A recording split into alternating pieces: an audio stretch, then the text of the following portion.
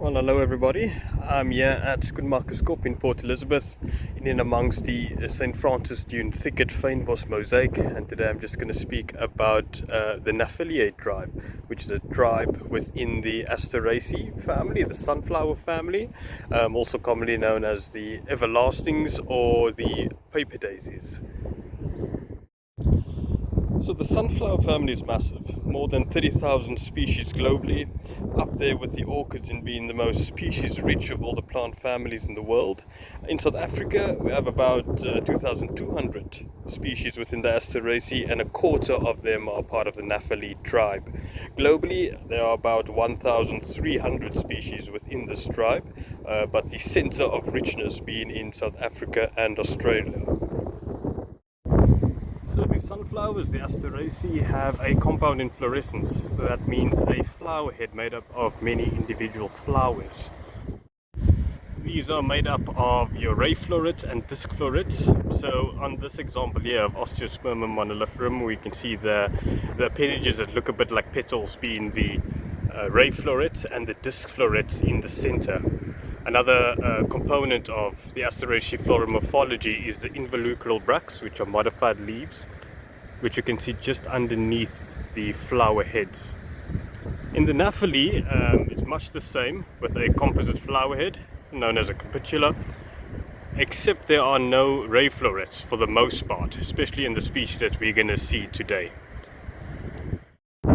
And I've got one example of the Gnaphalieae over here. This is Gnaphalieae muricata, also known as the blombos, a pretty widespread species. This all the way to the Western Cape and far down the eastern seaboard as well. They're restricted to the coastal environment, the dune environment. If we just take a closer look at the inflorescence, we can see the compound inflorescence over here. So one flower head made up of many different florets. And if we take a real close look, you can see one of the more distinguishing features of this Gnaphalieae tribe, which are the papery involucral bracts. So the Gnaphalieae are a very important component of the eastern grassy fynbos which we get in this area. In the coastal fynbos as we're in right now, there's a very small ericoid component, only a couple of species, and the proteoids are almost completely absent over here. So a lot of the species are coming from the Asteraceae and the Fabaceae, and of the Asteraceae a lot of them are part of this tribe. I'm just looking at another member of this tribe. This is part of the Helichrysum genus. Super rich in fynbos in general. This is Helichrysum cymosum. We can take a closer look at those floral heads. You can see very similar to the Gnaphalieae we saw a bit earlier. This particular species likes sort of disturbed environments, also used medicinally and as a ritual sage, Helichrysum cymosum. Just going to look at a very important genus within the Gnaphalieae for the Port Elizabeth area. So this is Achyranthemum. It was previously placed under Syncarpa, but it's now its own genus. Specifically, this is Achyranthemum sordescens. It's not very common to find that the center of diversity for fynbos genus is not in the Western Cape, but that's the case with Achyranthemum. On these coastal dunes we have two species, Achyranthemum sordescens in front of us and Achyranthemum argentium. There's also Achyranthemum striatum and Achyranthemum affine in the inland fynbos. And I'm looking at the other Achyranthemum species now. This is Achyranthemum argentium. As you can see, that it's very similar to the previous species I showed, so I'm just gonna go through a few key differences between these species.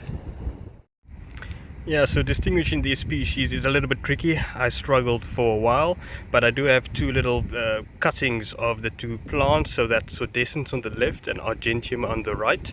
And the first point, I think, of difference is the hairiness of the leaves. So at sordescens over here, it's very woolly, very hirsute. Trying to get the camera to focus a bit. You can see over there, and then on argentium it's a finer covering of leaves, a finer indumentum, and can be described as being just slightly pubescent. And then just moving up towards the pedicels or the peduncles, one thing that I have noticed is that Achyranthemum sordescens has much shorter pedicels than argentium. So just looking under those flower heads, you can see the stem there is a little bit shorter when compared to Acheranthemum argentium on this side. I don't think that's a diagnostic trait, but it is something that I've seen that generally argentium has longer pedicels or peduncles. And then moving on to the flower heads themselves, so you can see Acheranthemum sordescens on the left. The capitulum is a little bit smaller, the flower head is a little bit smaller, and the flower head of argentium on the right is more spherical.